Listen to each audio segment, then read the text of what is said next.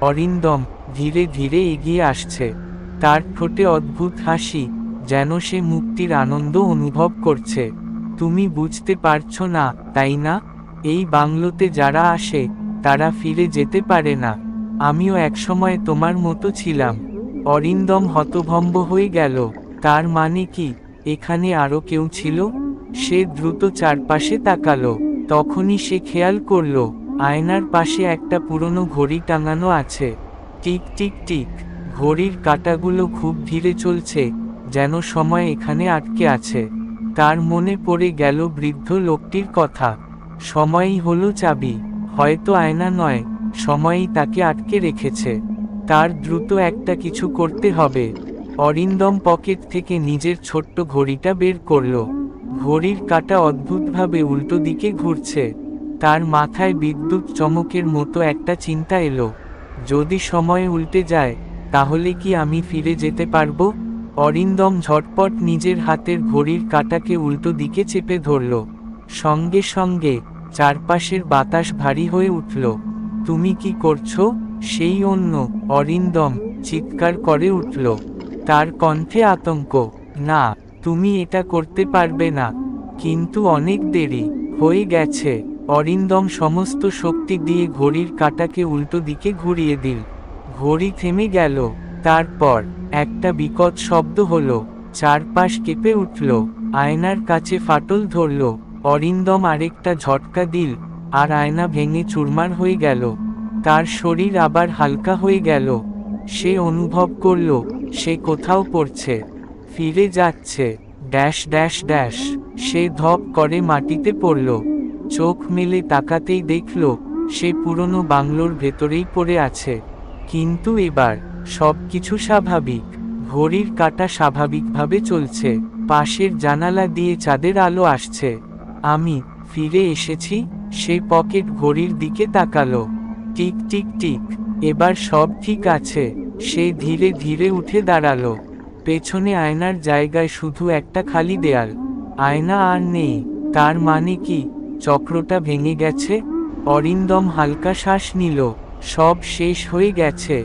কিন্তু সে সত্যিই মুক্তি পেয়েছে তো? অরিন্দম ধীরে ধীরে উঠে দাঁড়ালো। তার হাত পা কাঁপছে, মাথার ভেতর ঝিমঝিম করছে। কিন্তু সে এখনো বেঁচে আছে। চারপাশে তাকিয়ে দেখে বাংলোর দেওয়ালগুলো আগের মতোই আছে। কিন্তু এখন সবকিছু কেমন যেন ফাঁকা লাগছে। কোনো ফিসফিসানি নেই, কোনো অদ্ভুত ছায়া নেই। তারপর তার চোখ পড়ল আয়নার জায়গায়। সেখানে এখন শুধু এক ফালি খালি দেয়াল, যেন আয়না কখনোই ছিল না। অরিন্দম ধীরে ধীরে এগিয়ে গিয়ে দেয়াল ছুঁয়ে দেখল, একদম শক্ত। সে দীর্ঘশ্বাস ফেলল। সব শেষ হয়েছে, আমি ফিরে এসেছি।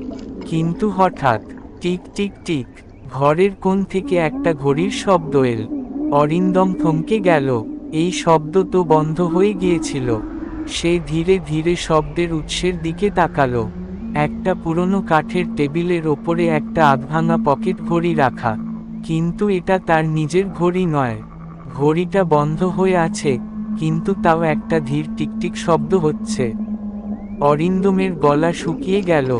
তার মনে হলো সে যদি এখনই কিছু না করে, তাহলে হয়তো আবার সে এই চক্রে আটকে যাবে। সে দ্রুত দরজার দিকে দৌড় দিল। এই বাংলো থেকে বেরোতেই হবে। সে দরজা খুলে বাইরে বেরোলো। বাইরে ঠান্ডা বাতাস বইছে, নিশ্ছিদ্র অন্ধকার, আকাশে এক ফালি চাঁদ। সব ঠিক আছে। সে পেছনে তাকালো। পুরনো বাংলোটা চুপচাপ দাঁড়িয়ে আছে, কোনো অস্বাভাবিকতা নেই। অরিন্দম হাঁপাতে হাঁপাতে বাংলোর গেটের দিকে এগিয়ে গেল। তার বুকের ভেতর টিপটিপ করছে। সে কি সত্যিই মুক্ত? সেই গেটের কাছে পৌঁছানোর ঠিক আগেই টিক টিক টিক, এইবার শব্দটা তার ঠিক পাশ থেকে এল। সে ভয়ে ধপ করে দাঁড়িয়ে গেল। তার কাঁধের ঠিক ওপরে একটা শীতল নিঃশ্বাস অনুভব করল। তারপর কেউ যেন ফিসফিস করে বলল, তুমি কি সত্যিই মনে করছো তুমি পালাতে পারবে? অরিন্দমের সারা শরীর ঠান্ডা হয়ে গেল। এই ফিসফিসানি আবারও। সে ধীরে ধীরে মাথা ঘুরিয়ে পেছনে তাকালো। কিন্তু সেখানে কেউ নেই, শুধু অন্ধকার আর বাংলোর ছায়া। কিন্তু সে স্পষ্টই অনুভব করল কেউ ঠিক তার কানের পাশে ফিসফিস করেছিল। তার বুকের ভেতর টিকটিক শুরু হলো। না, সে ভুল শুনেনি। এবার সত্যিই পালাতে হবে। অরিন্দম দ্রুত গেটের কাছে গিয়ে তালাটা খোলার চেষ্টা করল, কিন্তু তালা একদম শক্ত। ঘড়ির টিকটিকানি আরো জোরে হচ্ছে। Tick tick tick. সে পাগলের মতো গেটের লোহার শিক ধরে ঝাঁকাতে লাগল। খুলে যা, খুলে যা।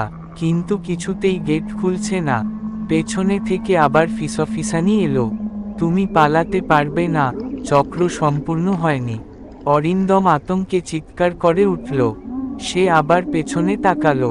এইবার অন্ধকারের ভেতর থেকে ধীরে ধীরে একটা ছায়া বেরিয়ে আসছে। কুয়াশার মতো ধোয়া, তবু যেন একটা আকার গঠিত হচ্ছে। কিন্তু সবচেয়ে ভয়ঙ্কর ব্যাপার, ছায়াটা আস্তে আস্তে ঠিক অরিন্দমের মতো হয়ে যাচ্ছে। সে হতভম্ব হয়ে গেল। ছায়াটা ধীরে ধীরে হাসল। তুমি পালাতে পারবে না, কারণ তুমি আমি। অরিন্দম নিজের গলার স্বর খুঁজে পেল না। এটা কিভাবে সম্ভব?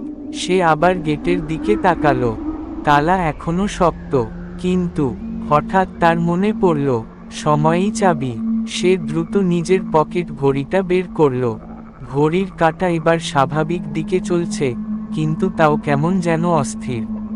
তার বুঝতে দেরি হলো না, যদি সময় পাল্টানো যায় তাহলে চক্র ভাঙবে। সে কোনো উপায় না পেয়ে নিজের হাতের ঘড়িটা শক্ত করে ধরল এবং এক ঝটকায় ভেঙে ফেলল। Dash dash dash. চারপাশে একসঙ্গে সবকিছু কেঁপে উঠল। বাংলোর দেওয়াল কাঁপছে, মাটি ফেটে যাচ্ছে। ছায়াটা যন্ত্রণায় চিৎকার করে উঠল, না, তুমি এটা করতে পারো না। অরিন্দম দ্রুত পেছনের গেটের দিকে তাকালো। এইবার গেট আপনা থেকেই খুলে গেল। আর কোনো কিছু না ভেবে সে পাগলের মতো বাইরে দৌড় দিল। তার ঠিক পেছনে বাংলোটা কাঁপছে, ধোঁয়ায় ঢেকে যাচ্ছে। সে ছুটতে থাকলো, ছুটতেই থাকলো। তারপর একটা অন্ধকার ঘিরে ধরল তাকে। Dash dash dash. অরিন্দম ধীরে ধীরে চোখ খুলল। সে মাটিতে পড়ে আছে। কোথায়?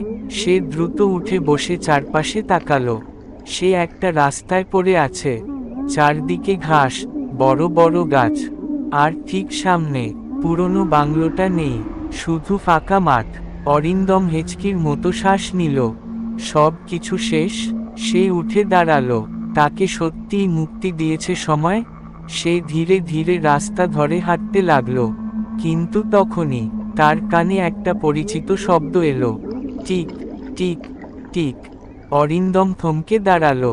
সে ধীরে ধীরে নিজের পকেটে হাত দিল। তার হাত শক্ত হয়ে গেল। পকেটের ভেতর একটা আধ ভাঙা পকেট ঘড়ি। ঘড়ির কাঁটা আবার উল্টো দিকে চলছে। অরিন্দমের হাত কেঁপে উঠল। তার আঙুলের ভেতর সেই ঘড়িটাই আছে। কিন্তু এটা কিভাবে সম্ভব? সে তো ঘড়িটা ভেঙে ফেলেছিল। তার নিঃশ্বাস ভারী হয়ে এল। এইবার সে বুঝতে পারল সব কিছু শেষ হয়নি। তার দৌড়ানোর দরকার নেই, পালানোর দরকার নেই। এই চক্র থেকে মুক্তি পেতে গেলে তাকে সত্যিকারের সমাধান খুঁজতে হবে। সে চারপাশে তাকালো। এখনো রাতের অন্ধকার, হালকা কুয়াশা ছড়িয়ে আছে। কিন্তু বাংলোটা নেই। তার বদলে দূরে একটা পুরনো রাস্তা দেখা যাচ্ছে, যেখানে হলুদ আলো জ্বলছে। অরিন্দম ধীরে ধীরে সেই আলোর দিকে হাঁটতে লাগলো। তার মনে একটা প্রশ্ন ঘুরপাক খাচ্ছে, এই চক্র শুরু হয়েছিল কেন? হঠাৎ তার মনে পড়ল সে প্রথম দিন যখন এই বাংলোর খোঁজে এসেছিল, তখনই প্রথমবার পকেট ঘড়িটা খারাপ হয়ে যায়। এতদিন সে পালানোর চেষ্টা করেছে, কিন্তু সে কি কখনো সময়ের আসল রহস্য বুঝতে পেরেছে? সে থেমে গেল। তার হাতে থাকা আধভাঙা ঘড়িটার দিকে তাকালো। তারপর ধীরে ধীরে সেটার কাঁটা ঘুরিয়ে দিল। এইবার উল্টো দিকে নয়, ঠিক সময়ে। ঠিক তখনই চারপাশের কুয়াশা গাঢ় হতে লাগলো। একটা পরিচিত কণ্ঠস্বর শোনা গেল, তুমি অবশেষে সময়ের রহস্য বুঝতে পেরেছ? অরিন্দম চমকে উঠল। সামনে একটা ছায়া ধীরে ধীরে স্পষ্ট হয়ে উঠল। এটা তার নিজেরই প্রতিবিম্ব। কিন্তু এইবার সেটা তার দিকে ভয় দেখাচ্ছে না, বরং একটা শান্ত হাসি ফুটে উঠেছে তার মুখে।